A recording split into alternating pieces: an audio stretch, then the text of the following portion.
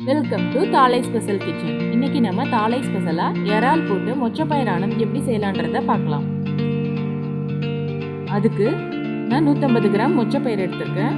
அதை நான் முதல்ல நல்லா வறுத்து எடுத்துக்க போகிறேன். வறுத்து எடுத்துக்கிட்டேன். அதோட கலர் பாருங்கள், இந்த அளவுக்கு நம்ம வறுத்து எடுத்துக்கணும்.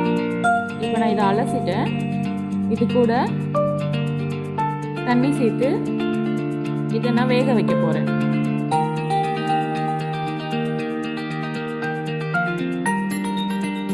உப்பு 1/2 ஸ்பூன் போட்டாச்சு. இப்போ இதை வச்சுட்டு இதுக்கு தேவையான புளியை எவ்வளோன்னு பார்க்கலாம். நான் ஒரு 6 பேருக்கு நான் குழம்பு ஊற்றி போகிறேன்.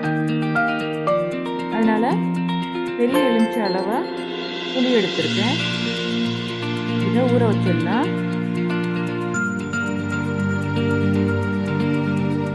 ஸ்டீம் வந்துருச்சு.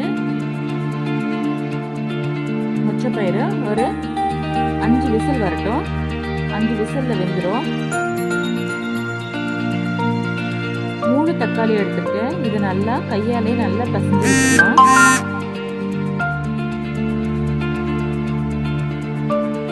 இது கூட குழம்பு மிளகாய் தூள் 4 ஸ்பூன் இது கூட நான் சேர்த்துருக்கேன். சேர்த்து தக்காளி, குழம்பு மிளகாய் தூள் 1 ஸ்பூன், தனி மிளகாய் தூள் எல்லாம் சேர்த்து நல்லா பிசைஞ்சு விட்டுடலாம்.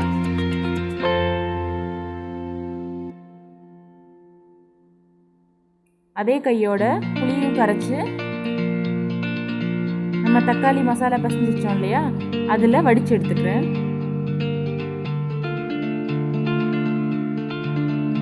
இந்த புளியில நான் இன்னும் கொஞ்சம் தண்ணி ஊற்றி அந்த தண்ணியை நான் இது கூட சேர்த்துக்கிறேன். இப்போ நமக்கு எவ்வளோ குழம்பு வேணுமோ அந்த அளவுக்கு நம்ம தண்ணி இதில் சேர்த்துக்கலாம். இது கூட ஒரு பச்சை மிளகாயை நான் வெட்டி எடுத்துக்கிட்டேன்.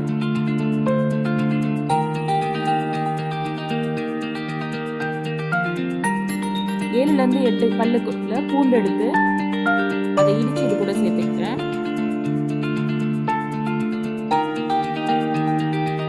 குழம்புக்கு தேவையான கத்தரிக்காய், முருங்கைக்காய் அதெல்லாம் நான் வெட்டி வச்சுருக்கேன்.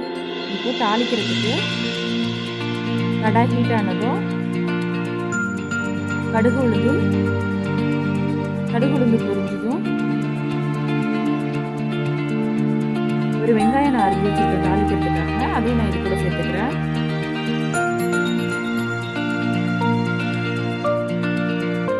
கூடவே கருவேப்பிலை.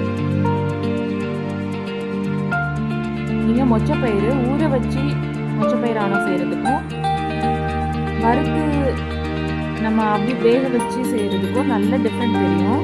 இது நல்ல மணமாக இருக்கும் வறுத்து போடுறதுனால. இது கூட தனி மிளகாய்த்தூள் ஒரு 1/2 ஸ்பூன் போட்டுக்கிறேன். தாளிக்கும் போது நான் எப்போவுமே ஒரு 1/2 ஸ்பூன் மிளகாத்தூள் நான் சேர்த்துப்பேன். அப்போ தான் கொஞ்சம் கலர் அழகாக இருக்கும், குழம்போட கலர் நல்லா இருக்கும் அப்படின்றதுக்காக.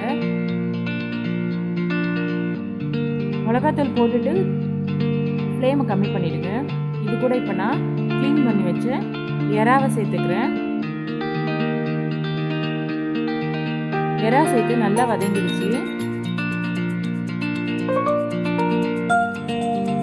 இது கூடவே கத்திரிக்காய், முருங்கைக்காய் கட் பண்ணதை நான் சேர்த்துக்கிறேன்.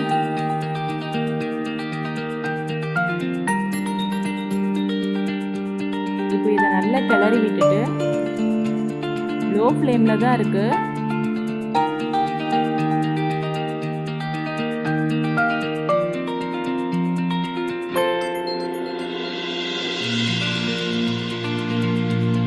மூடி போட்டு மூடி வச்சிடலாம். ஒரு 3 மினிட்ஸ் காய் வேகட்டும்.